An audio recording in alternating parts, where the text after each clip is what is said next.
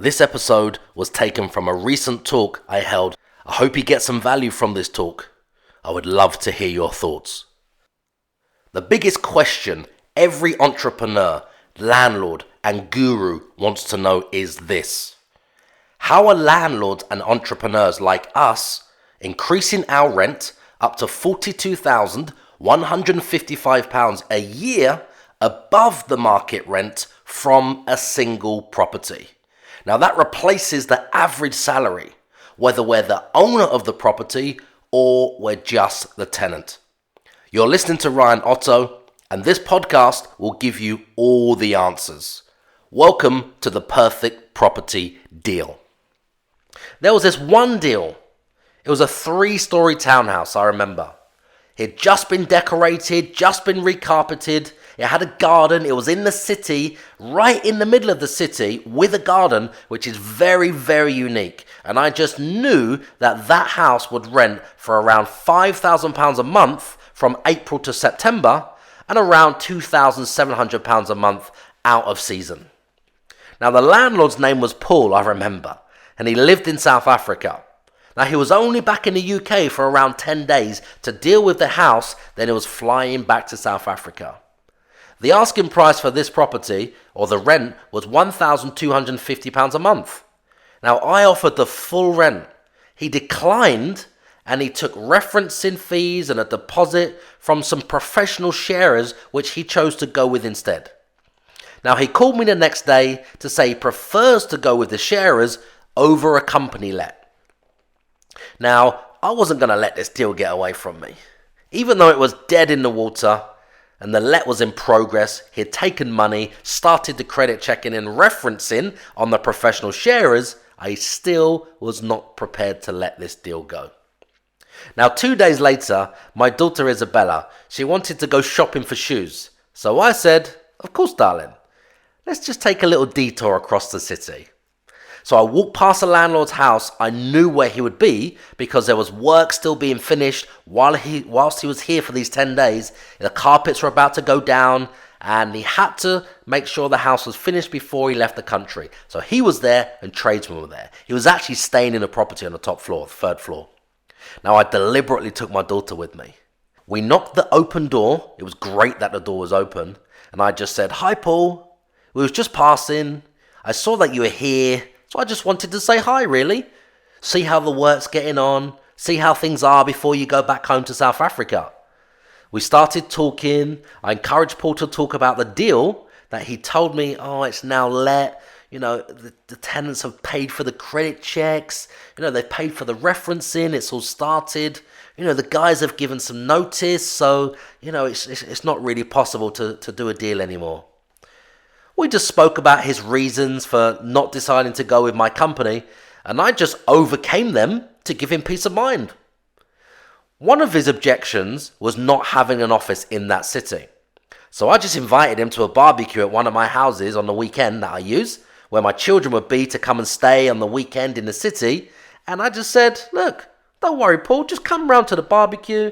Isabella, the children will all be there. We'll have a couple of drinks and some nice food, and we can sign the paperwork there at my house for peace of mind. What do you think?" I knew there was a way back. So I said, "Paul, I want this property in my portfolio. I want it in my portfolio for the next 5 years. It's a great fit. And I'm prepared to show you how much I want this property. So I'm going to make you a better offer.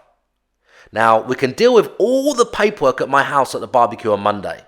And I can only leave this offer on the table for you to consider until Monday, I'm afraid." So he now had the weekend from Friday to Monday to decide. Now the property was already let to professional sharers for £1,250 a month. I just said, "Paul, I'm prepared to pay £1,500 a month for 5 years. That's 12 months more rent than your current offer over the 5 years. I'm just giving you £15,000 more across those 5 years if you decide to work with me and my company. What do you think?"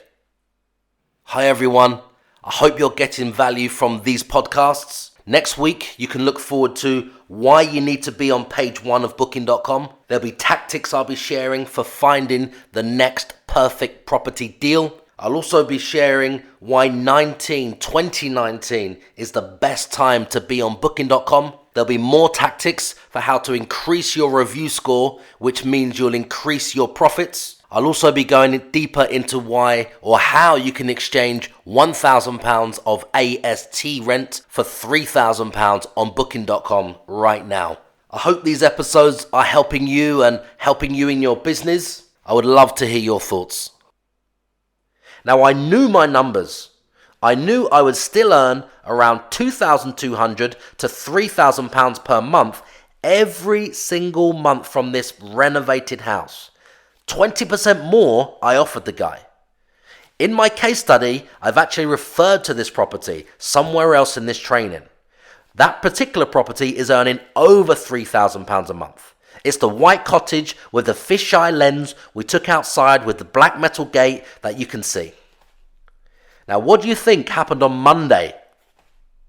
Paul went from a no to a yes. It was that simple.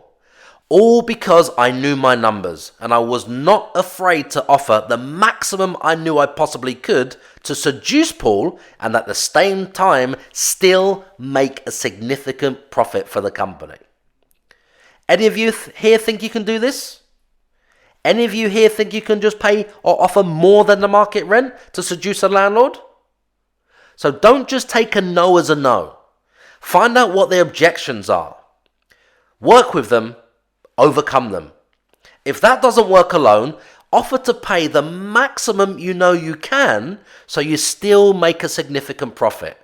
Remember, on a £1,000 property, you can usually rent it for £3,000 on Booking.com. You've got a £2,000 a month margin to play with. So paying 20% above the market rent, it's nothing. It's nothing when that additional £250 a month has single-handedly been responsible for securing that deal, which means we'll still earn £24,000 to £32,000 profit a year, which is £120,000 to £162,000 over the next 5 years. Would anybody here right now not pay 20% more above the market rate for an asset in return for all of that profit? Who wouldn't? That's just business. Now, what's really interesting is the fact that this was the second time my daughter had come with me to a meeting in the last 12 months. And both times she was with me. Guess what happened? We turned the landlord 180 degrees around from a no to short letting to a yes, take my property. So guess what I did? I took her shopping. It cost me about £90 for her brand new trainers, and she's now my lucky charm. And always she wants to come with me to more meetings because she knows when they turn into deals, she gets to go shopping with daddy again. Now, my two boys were furious that she got a brand new pair of trainers. So I had all of those arguments with my boys, but that's another story. My friend, if you're not already using Arbitrage, what I mean by that is taking a rental property you don't have to be the owner of out of the AST rental market and putting it on Booking.com.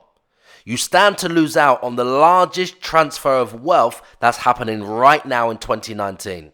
Because every £1,000 of AST rent is now worth up to £3,000 of rent on Booking.com. If you're not focusing all of your attention on Booking.com right now, you stand to lose. Now, you have a massive advantage over the other 2.5 million landlords that are also looking for these secrets.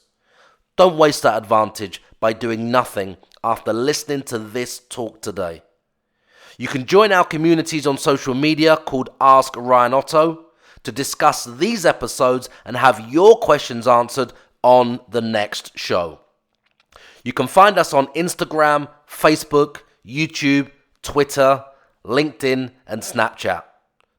I would love to hear from you and know what you liked about this talk.